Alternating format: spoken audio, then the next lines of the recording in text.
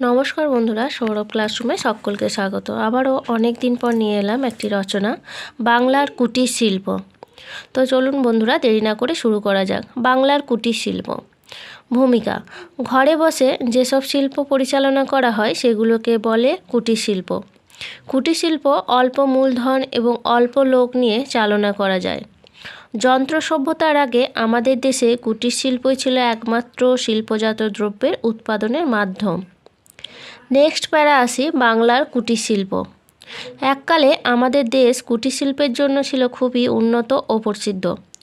বাংলার কুটির শিল্পের সমাদর ছিল পৃথিবীর সর্বত্র। বাঁকুড়া জেলার বিষ্ণুপুরে তসর শিল্প, নদিয়া জেলার কৃষ্ণনগরের মৃৎশিল্প, মুর্শিদাবাদের কাঁসার শিল্প বাংলাদেশের বাইরেও প্রতিষ্ঠা এবং প্রসিদ্ধি লাভ করেছিল। কুম্ভকার, স্বর্ণকার, সূত্রধর, তন্তুবায় প্রভৃতি পেশাজাত শ্রেণী এককালে তাদের কুটির শিল্পের ওপর নির্ভর করেই বেঁচেছিল। নেক্সট প্যারা আসি, যন্ত্রশিল্প ও কুটির শিল্প। অষ্টাদশ শতকে শুরু হয় যন্ত্রশিল্পের যুগ। তখন থেকেই সব দেশে কুটির শিল্পের ধ্বংস আরম্ভ হয়। যন্ত্র অল্প সময়ে অল্প ব্যয়ে অনেক বেশি মাল উৎপাদনে সক্ষম। ফলে ক্ষুদ্রায়তন হস্তশিল্প যন্ত্রের সঙ্গে প্রতিযোগিতায় পিছিয়ে পড়তে বাধ্য হয়েছে। আমাদের দেশে ইংরেজরা তাদের দেশের যন্ত্রে উৎপন্ন দ্রব্যসম্ভার বিক্রি করার জন্য পরিকল্পিতভাবে কুটির শিল্পকে উৎখাত করেছে। গ্রামের অনেক হস্তশিল্প ধ্বংস হওয়ায় আজ আমাদের দেশ গরিব হয়ে পড়েছে। বেকারের সংখ্যাও তাই ক্রমেই বেড়ে চলেছে। নেক্সট প্যারা আসি, কুটির শিল্পের প্রয়োজনীয়তা।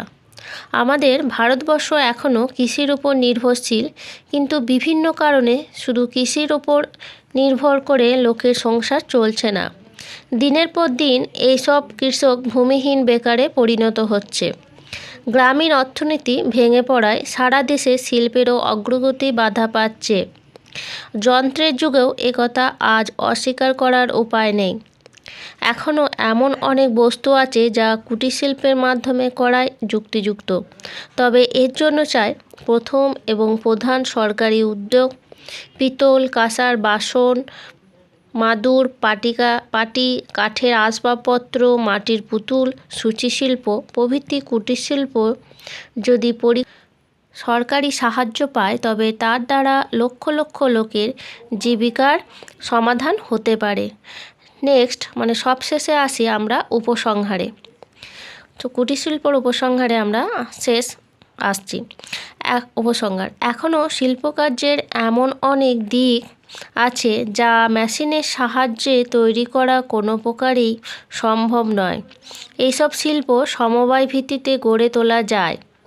সুতরাং দেশের আর্থিক দুরবস্থার কথা চিন্তা করে দক্ষ ও শিক্ষিত ব্যক্তিদের কুটির শিল্পকে বাঁচিয়ে রেখে তার উন্নতির জন্য সচেষ্ট হওয়া একান্ত কর্তব্য। তো এই ছিল আজকের রচনা, বাংলার কুটির শিল্প। তো বন্ধুরা, তোমাদের কেমন লেগেছে অবশ্যই কমেন্ট বক্সে জানাবে। আর যদি ভালো লাগে অবশ্যই চ্যানেলটিকে একটা লাইক ও বন্ধুদের মধ্যে শেয়ার করে দেবে। আর নতুন হলে চ্যানেলটিকে সাবস্ক্রাইব করে রাখবে এরকম নতুন নতুন আরও ভিডিও পাওয়ার জন্য। ধন্যবাদ।